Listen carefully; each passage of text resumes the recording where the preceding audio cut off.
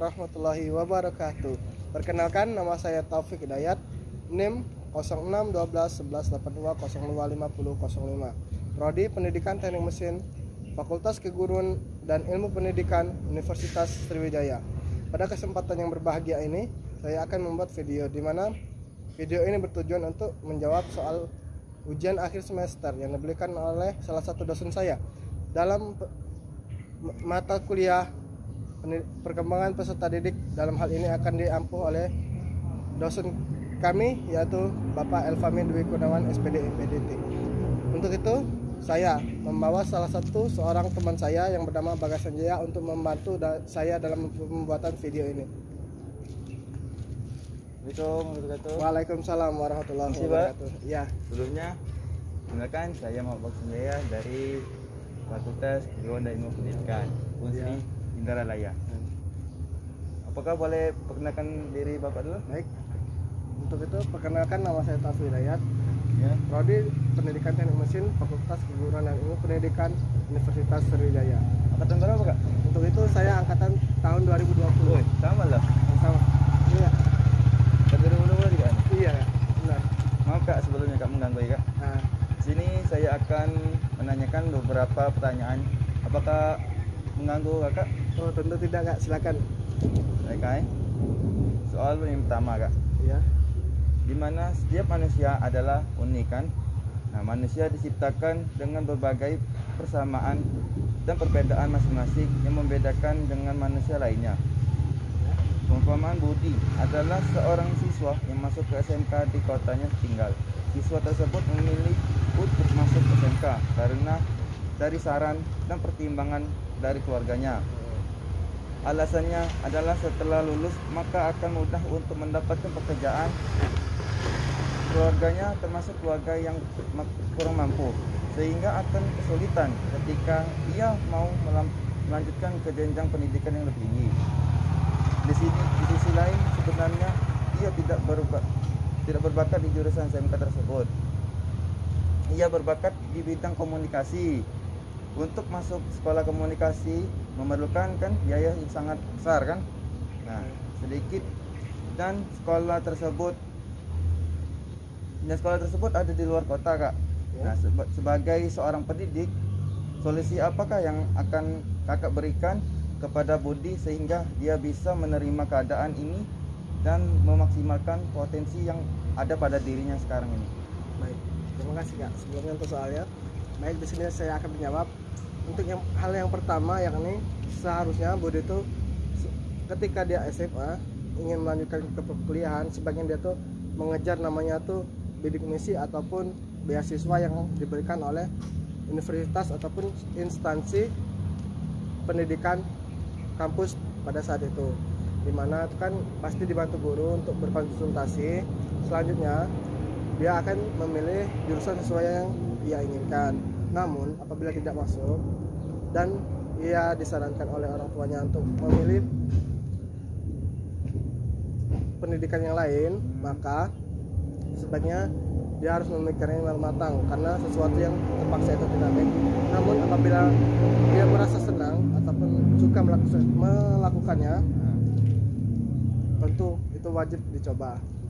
Tidak mengapa tidak sesuai dengan kita pasti yakin kita tuh pasti sukses, namun dengan cara yang berbeda-beda. Untuk itu saya menyarankan untuk si Budi itu untuk teruslah bersemangat dalam berkarya selanjutnya, tetap terus belajar dan juga terus mengejar cita-cita yang ia inginkan. Jangan pantang menyerah. Terkadang menyerah itu bisa dibilang suatu kegagalan. Kenapa kegagalan? Saat kita menyerah, saat kita terpuruk, nah disitulah mulai pikiran kemana-mana kan, oh masuk ini nggak bisa, itu nggak bisa. Jadi saran saya untuk Budi itu harus tetap semangat belajar, nggak peduli di fakultas apapun, kejuruan apapun pasti bisa. Untuk pengembangan soft skill memang itu gimana ya, agak susah sih mungkin bagi dia untuk yang di manajemen komunikasi. Tapi saya yakin dia pasti bisa. Karena apa? Tidak ada sesuatu manusia itu yang tidak bisa melakukan suatu hal. Dia bisa. Namun tergantung dengan dirinya mau atau tidak. Jika dia mau, insya Allah pasti bisa. mungkin itu saja Kak. Oh, jadi intinya tuh harus berusaha Kak ya. Ya, Jangan Kak, pantang benar. menyerah, Ya benar. terus berusaha jadi gitu ya. Ya. Baik-baik. Kita lanjut lagi Kak ya. Ya Kak, siap. Soal yang kedua. Seorang siswa, sebut saja perumpamaan namanya Andi. Ya. Nah, ia merupakan seorang siswa di SMK di sebuah kota besar di Pulau Sumatera. Ia merupakan seorang yang memiliki bakat di dunia teknika.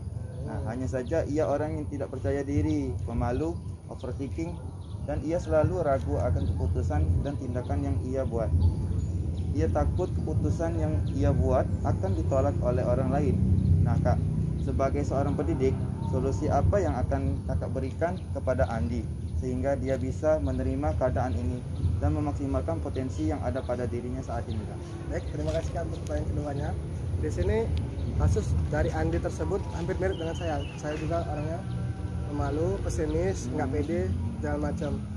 Tapi saya mengatasi itu semua dengan cara yakni mencari teman, mencari relasi yang sefrekuensi dengan kita, ataupun mungkin juga mencari teman yang lebih hebat daripada kita, dimana kita mengambil kepercayaan diri dari mereka itu. Oh begini ya untuk percaya diri. Selanjutnya Kak, yang paling penting itu dalam hal pergaulan, dimana kita jika bergaul dengan orang yang pandai berdebat, yang bisa ngomong ataupun public speakingnya bagus, kita mungkin bisa menirunya, atau mungkin mereka akan mengajak kita untuk berpublic speaking ataupun yang lainnya. Selanjutnya yang kedua, untuk mempertebal rasa percaya diri kita, tentu kita harus berdoa kepada Yang Maha Esa, dimana itu merupakan motivasi awal dalam pengembangan percaya diri kita. Rasa keinginan kita tuh insya Allah pasti dipermudah oleh Allah. Selanjutnya tuh Kak, yang paling penting yaitu motivasi dan dukungan dari seseorang, karena tanpa adanya motivasi tersebut tentu kita tidak bisa melakukan apa-apa. Selanjutnya tuh Kak, untuk pengembangan potensi itu seperti kepercayaan diri ataupun yang lainnya, kita juga harus memaksimalkan kemungkinan yang ada.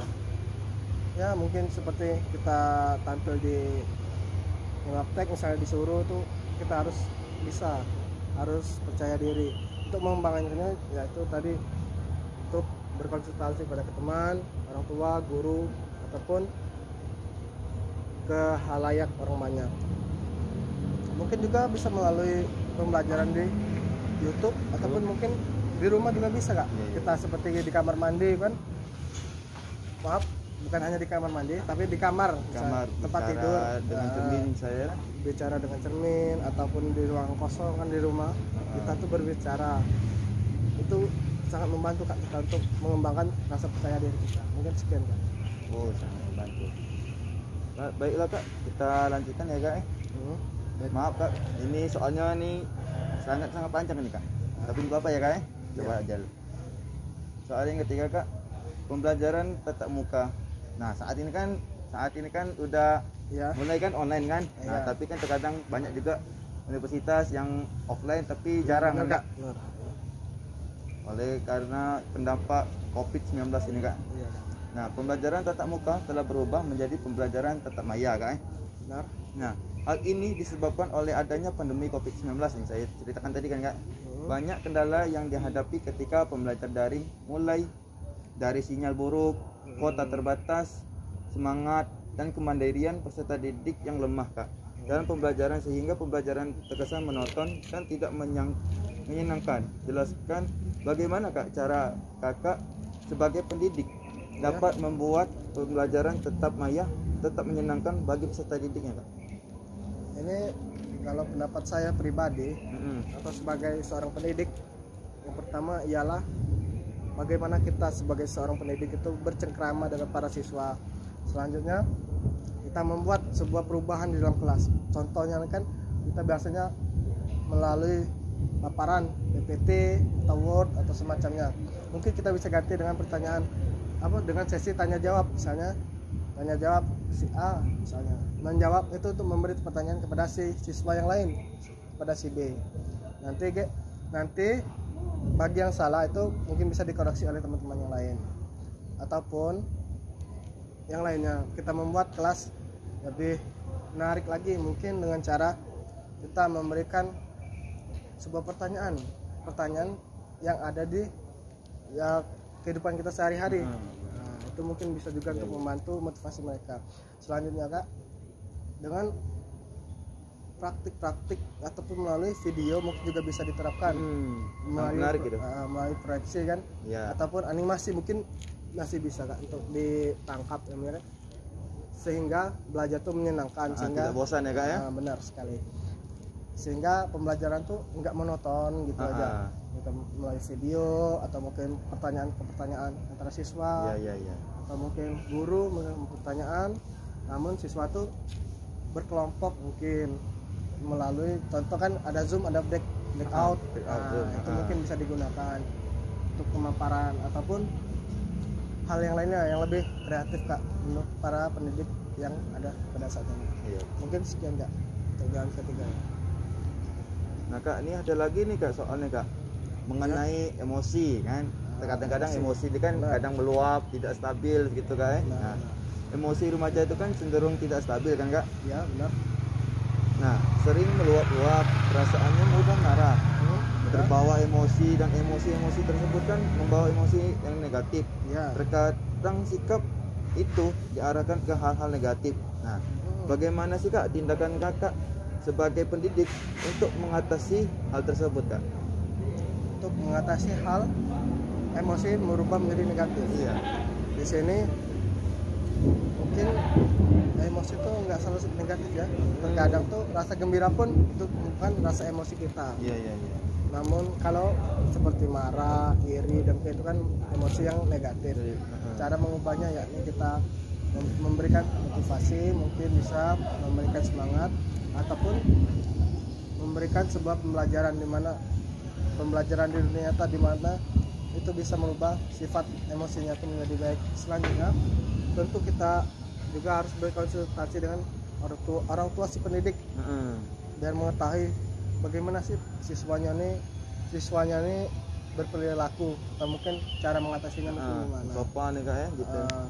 Selanjutnya tentu kita juga harus menanamkan nilai-nilai yang ataupun norma-norma yang ada di lingkungan masyarakat kita pada saat ini, seperti tata krama, sopan santun, budi pekerti, dan lainnya. Jika masih kurang, nah kita selanjutnya berkonsultasi pada psikiater ataupun yang lainnya, karena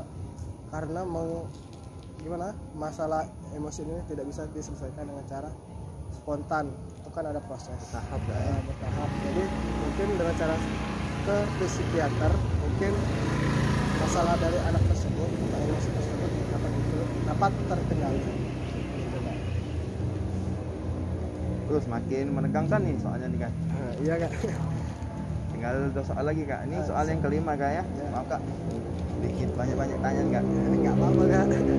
Hidup, nah Kak, di sini kan hidup ini kan kita unik Kak. Nah, kita yang menjalani, nah tapi Tuhan yang menentukan Kak. Dan ada juga orang lain mau berkomentar Kak.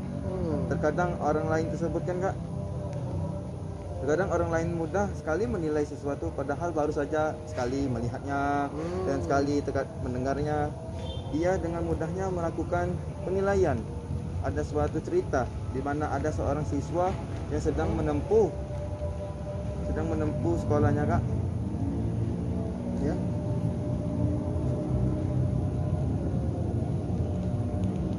Siswa yang sedang menempuh suatu pendidikan Kak ya, di suatu kota. Orang-orang sekitarnya bilang bahwa dengan ia sekolah tersebut akan memberatkan kedua orang tuanya. Nah, sekolahnya tidak akan selesai karena kekurangan biaya serta omong-omongan lainnya yang sebenarnya tidak enak untuk didengar Kak ya. Jika kalian berada pada posisi tersebut, apa yang akan kalian lakukan Kak? Jika posisi kalian sebagai pendidik, nasihat dan motivasi apakah yang akan kalian berikan kepada siswa tersebut Kak? Ini masalah omongan orang ya, mungkin mulut-mulut tetangga yang mungkin itu yang paling utama, yaitu kita berikan kepada para tetangga tersebut bahwa kita ini bisa dengan cara kita tuh menjuarai suatu event ataupun mungkin juga mengikuti perlombaan ataupun mungkin juga kita bisa kamlut misalnya ketika lulus. Nah, kita buktikan kepada para penghujat tuh bahwasanya kita tuh bisa, walaupun kita kekurangan biaya untuk proses pembelajaran. Di sini untuk proses pembelajaran itu nggak selalu ya mengenai tentang biaya, kita juga bisa mendapatkan beasiswa ke depannya.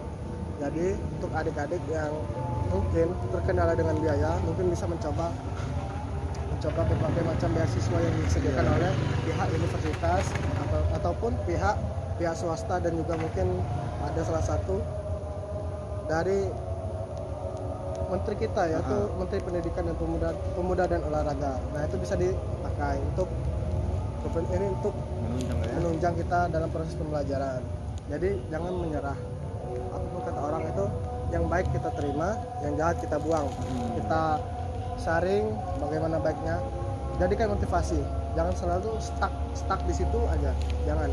Kita tuh harus berpikir ke depan. Kita berada di keluarga yang kurang mampu. Jadi kita harus bagaimana caranya sih merubahnya. Mungkin keluarga kita miskin, tapi kita ini sebagai pembangun dari keluarga kita ini calon-calon orang kaya begitu. Jadikan motivasi, jangan terlalu stuck, terus semangat. Dan yang terakhir, selalu sharing setiap omongan yang diberikan orang pada kita. Sekian.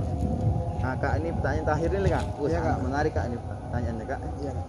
Terkait motivasi, Kak. Kata-kata motivasi apa, Kak, yang paling mempengaruhi hidup Kakak sehingga Kakak menjadi lebih bersemangat dan berbahagia dalam menjalani hidup, Kak? Kalau ini motivasi ini saya dapatkan dari guru saya mungkin ya. Guru sekolah dasar. Beliau mengatakan, Taufik, kamu tuh nggak salah, kamu tuh bukan nggak berarti nggak bisa, kamu tuh bisa, namun kamu tuh harus lebih rajin, semangat lagi, lebih semangat, lebih bisa, lebih giat belajar. Insya Allah kamu bisa. Selanjutnya kamu tuh jangan terlalu keras kepala, karena kamu tuh sebenarnya memiliki hati yang lembut. Selanjutnya juga kita tuh harus percaya diri, gak boleh sombong. Nah, mungkin itu sih motivasi yang sangat berkesan bagi saya. Selanjutnya kalau motivasi dari orang tua, nak, kamu itu sebagai anak pertama, kamu itu menjadi contoh bagi adik kamu. Kamu baik, tentu adik kamu juga akan menjadi lebih baik lagi. Nah, jadi sekian, Kak, itu motivasi yang diberikan oleh Kira-kira, guru Kak, maupun ada, Kak, motivasi yang disampaikan atau telah secara langsung disampaikan oleh dari teman-teman Kakak untuk Kakak? Ada, Kak? Untuk teman-teman sih cuma satu sih. Apa? Itu jangan mudah untuk berputus asa. Selanjutnya, fisik tidak selalu menggambarkan kepribadian seseorang. Jangan pernah menilai jangan menilai seseorang dari fisiknya dari saja. luarnya saja, ya, Iya, Kak. benar. Dan don't judge book by a cover. Mungkin sekian, Kak. Baik, Kak. Terima kasih sebenarnya, Kak. Sebelumnya saya berterima kasih, Kak, telah menyempatkan waktunya untuk ditanya-tanya, Iya, Kak, Kak. Terima kasih diwawancarai. kembali. Sebenarnya saya sedikit menyampaikan, Kak, ya, pesan. Iya. Jadi kita ini sebagai pendidik, ya, Kak, tadi, Kak, ya, Iya, benar. harus meningkatkan kualitas pengajarannya agar siswa tersebut itu agar menarik dan juga bersemangat pada saat pembelajarannya. Iya, benar sekali, Kak. Mungkin itu saja, ya, Kak. Iya. Maaf sebelumnya mengganggu waktunya, Nggak Kak. apa-apa, Kak. Nggak apa-apa. Ya, saya akhiri. Wassalamualaikum warahmatullahi wabarakatuh. Waalaikumsalam warahmatullahi wabarakatuh. Terima kasih, Kak, ya. Iya, Kak, sama-sama. Sampai jumpa, Kak. Ya, saja dari saya mohon maaf apabila terdapat kata-kata yang salah ataupun jawaban yang kurang berkenan, baik untuk teman-teman yang sedang menonton ataupun Bapak Elfami Kurniawan sebagai dosen pengampu. Saya akhiri. Wassalamualaikum warahmatullahi wabarakatuh. Selamat sore.